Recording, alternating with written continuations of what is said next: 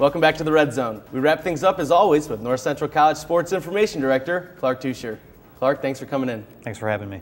So the men's soccer team bounced back from a tough loss, and they get a big 2-0 win against Franklin College at Benedetti Worley Stadium this week.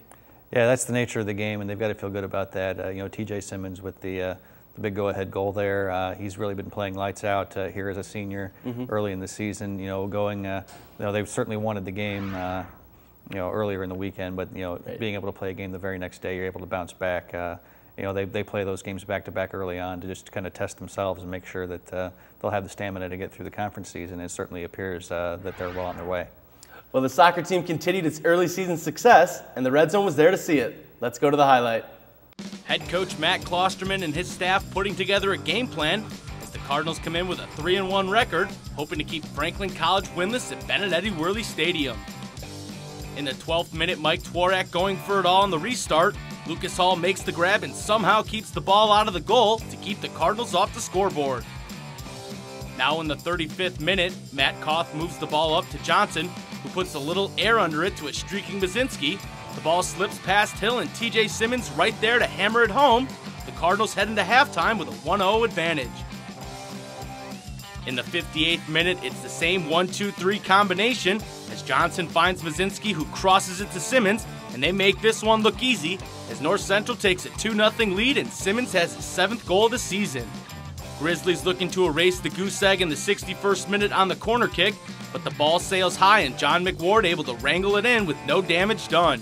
The North Central defense would make sure the shutout stayed intact, keeping the Grizzlies out of range the majority of the second half, and the Cardinals get the victory at home with a 2-0 win. Clark, you mentioned TJ Simmons with 2 goals, and Jake Baczynski both got an assist on both of them. It's really a nice 1-2 punch for the Cardinals. Yeah, Jake's a really talented player up front. He had 4 goals in the Rockford game in a very short amount of time.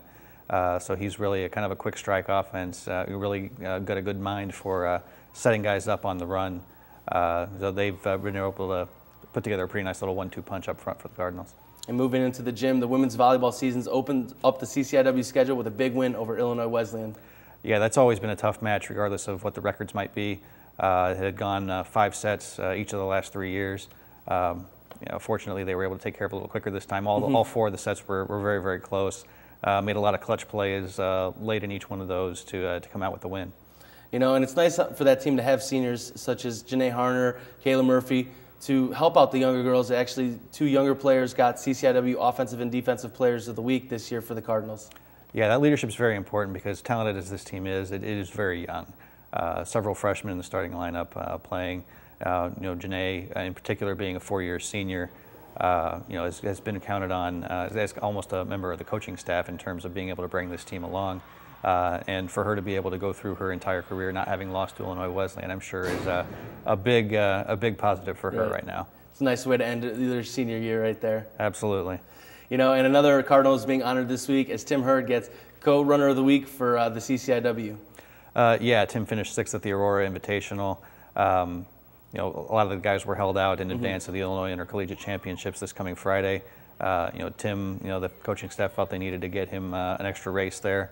And wound up running very, very well, leading a group of some of the younger guys to a 2nd place finish in what was a pretty decent field of competition. Well, it definitely shows the depth of this team that they're not able to run their top guys and still be able to come out with a 2nd place finish. The program attracts a lot of talented runners, and that's good that they have these meets where they split the squad up a little bit and give these guys who really are working very, very hard a chance to run up front and a chance to shine a little bit. And you mentioned the Illinois Intercollegiate meet coming up this weekend.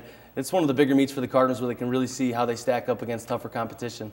Yeah, it's really been a meet where the team has run very well in recent years. They've won 2 of the last 3 team championships. Looking to at least contend, of course, that has been pretty good to the Cardinals in terms of the performances and the team finishes. And I'm assuming we'll see, some of the bigger name guys running in this race? For the most part, if they're healthy, the top guys will be on the line on Friday. Well, we look to see continued success for all the Cardinal programs. Thanks, Clark. Thank you. The Cardinals make the trip up north to take on the Blue Devils of the University of Wisconsin Stout. Kickoff set for 1 p.m.